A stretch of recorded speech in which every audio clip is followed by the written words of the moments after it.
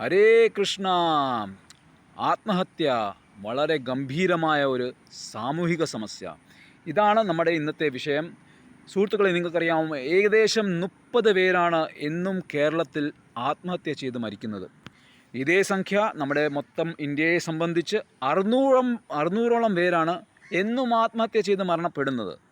ഇതിൽ ഏകദേശം 25% വ്യക്തികൾ ചെറുപ്പക്കാരാണ്, അതായത് 30 വയസ്സിന് താഴെയുള്ള വ്യക്തികൾ. അപ്പോൾ ഇതൊരു ഗംഭീരമായ സമസ്യ അല്ലേ? തീർച്ചയായിട്ടും ആലോചിച്ച് നോക്കൂ. ഇന്നത്തെ ദിവസം ഏകദേശം 30 പേരാണ് കേരളത്തിൽ ആത്മഹത്യ ചെയ്ത് മരിക്കാൻ പോകുന്നത്. ഇതിൻ്റെ വേദന ശരിക്കും നമ്മുടെ കുടുംബത്തിൽ നമുക്ക് വേണ്ടപ്പെട്ടവർ ആരെങ്കിലും ഇങ്ങനെ ഒരു കടുംകൈ ചെയ്യുമ്പോൾ മാത്രമേ നമുക്ക് മനസ്സിലാക്കാൻ പറ്റുള്ളൂ. അങ്ങനെ സംഭവിക്കാനുള്ള സാധ്യത ഉണ്ടോ ഇല്ലയോ? തീർച്ചയായിട്ടും നമ്മൾ ശരിക്കും പറഞ്ഞാൽ ഇങ്ങനത്തെ ഒരു കാര്യങ്ങൾ കേൾക്കുമ്പോൾ നമ്മളിതൊരു വെറും ഒരു വാർത്തയായിട്ട് കണക്കാക്കി ഇതിനെ ജസ്റ്റ് അങ്ങനെ തള്ളി നീക്കും അല്ലേ?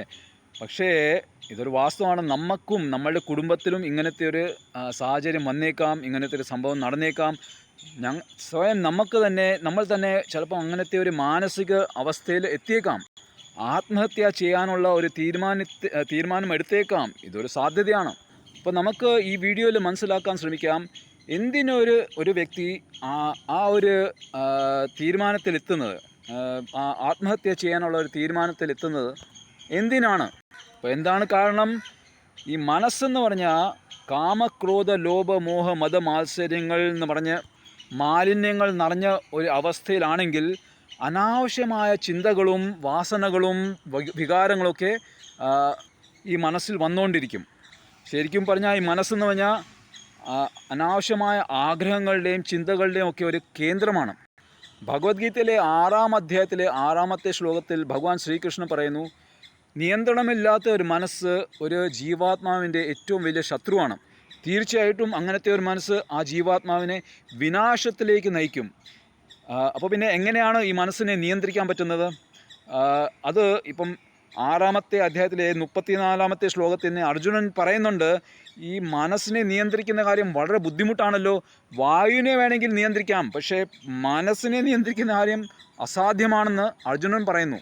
ശരി, അപ്പം ഒരു വ്യക്തിയുടെ ഹൃദയത്തിൽ അല്ലെങ്കിൽ മനസ്സിൽ കാമം, ലോഭം, മോഹം ഇതിനെ സംബന്ധിച്ചുള്ള ആഗ്രഹങ്ങളുണ്ടെങ്കിൽ കുറച്ച് സമയം കഴിഞ്ഞ് ഈ ആഗ്രഹത്തിനെ പറ്റി ചിന്തിച്ച് അതിനോട് വളരെ ആസക്തി ഉണ്ടാവും.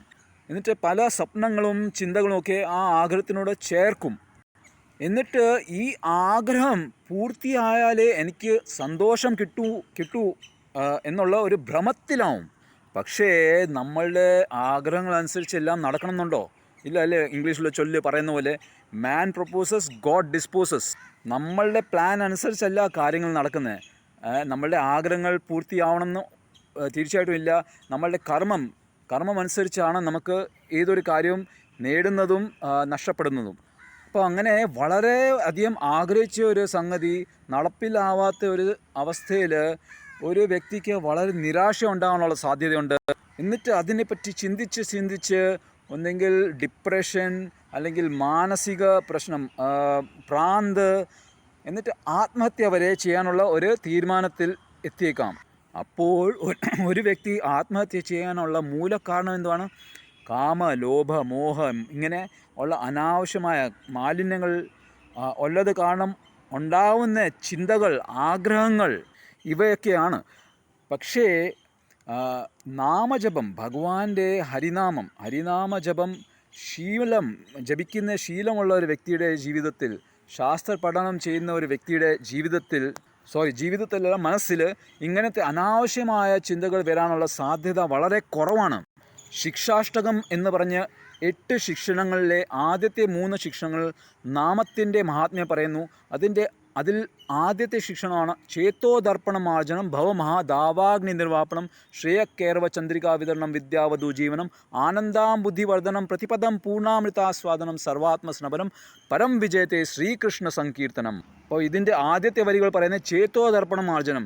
ഈ നാമജപം എന്തുവാ ചെയ്യുന്നതെന്ന് വെച്ചാൽ നമ്മുടെ മനസ്സിനെ ശുദ്ധീകരിക്കുക ചെയ്യുന്നത്. ഈ മാലിന്യങ്ങളൊക്കെ ക്രമേണ ഇല്ലാതാക്കുക ചെയ്യുന്നത്. എങ്ങനെയാണോ ഒരു ദർപ്പണം അല്ലെങ്കിൽ കണ്ണാടിയിൽ ചെളി അല്ലെങ്കിൽ പൊടി ഉണ്ടെങ്കിൽ നമുക്ക് സ്പഷ്ടമായിട്ട് നമ്മളെ സ്വയത്തിനെ കാണാൻ പറ്റില്ല.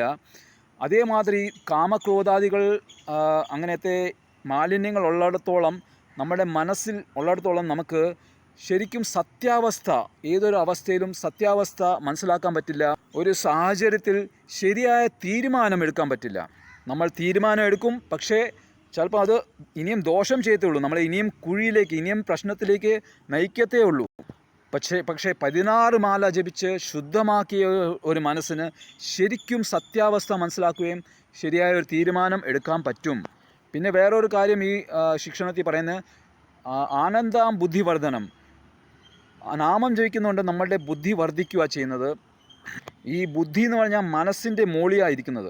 മനസ്സിനെ നിയന്ത്രിക്കാനുള്ള കഴിവ് ബുദ്ധിയിലുണ്ട്. പക്ഷേ ബുദ്ധിക്ക് ആ യോഗ്യത നൽകാൻ വേണ്ടി ശാസ്ത്ര പഠനവും ചെയ്യണം, നാമജപവും ചെയ്യണം. ശാസ്ത്രം വായിക്കുന്ന വ്യക്തി, നാമം ജപിക്കുന്ന ഒരു വ്യക്തി ഒരിക്കലും ആത്മഹത്യ ചെയ്യില്ല. എന്താണെന്ന് വെച്ചാൽ ശാസ്ത്രത്തിൽ സ്പഷ്ടമായിട്ട് പറയുന്നുണ്ട്,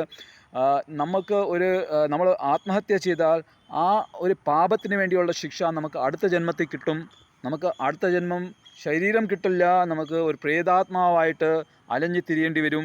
ഭാഗവതത്തിലെ 3-ാം സ്കന്ധം പറയുന്നു, ഭൂലോകവും ഭൂലോകത്തിൻ്റെ ഇടയിൽ അന്തരീക്ഷത്തിലെ ഒരു സ്ഥലമുണ്ട്, അവിടെയാണ് ഈ ഭൂതപ്രേത പിശാചുകളൊക്കെ വസിക്കുന്നത്. എന്നിട്ട് ഇടയ്ക്കിടയ്ക്ക് ഇവർ ഭൂമിയിൽ വരികയും മനുഷ്യരെ പല രീതിയിൽ ഉപദ്രവിക്കാൻ ശ്രമിക്കുകയൊക്കെ ചെയ്യും. എന്താണെന്ന് വെച്ചാൽ ഇവർക്കൊക്കെ വളരെയധികം ആഗ്രഹങ്ങളുണ്ട്, മനസ്സുള്ളതുകൊണ്ട്.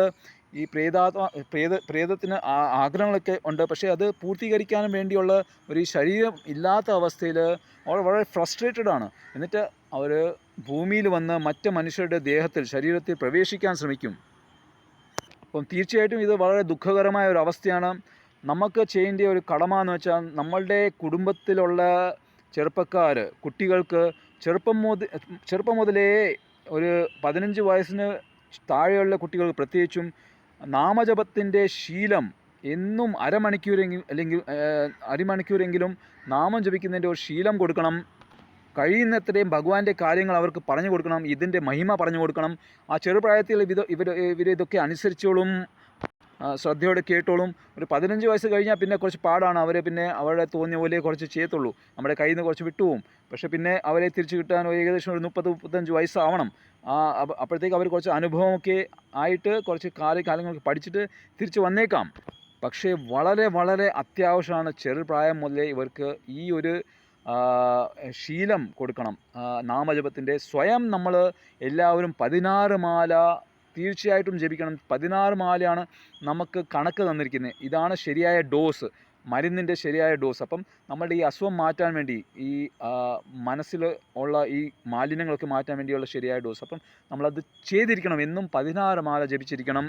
ശ്രദ്ധാപൂർവം ഈ 3 കാര്യങ്ങൾ ചെയ്യുന്നവർ, അതായത് നാമജപം, ശാസ്ത്രപഠനം, പിന്നെ ഭക്തിയുത സേവനം, ഈ 3 കാര്യങ്ങൾ ചെയ്യുന്നവർക്ക് പൂർണ്ണ സംരക്ഷണം ഉണ്ടാവും, ജീവിതത്തിൽ പൂർണ്ണ വിജയമുണ്ടാവും. സർവാത്മസ്നപനം പരം വിജയത്തെ ശ്രീകൃഷ്ണ സങ്കീർത്തനം. ആ ഭഗവാന്റെ അനുഗ്രഹം തീർച്ചയായിട്ടും ഉണ്ടാവും. ഹരേ കൃഷ്ണ, രാധേ രാധേ.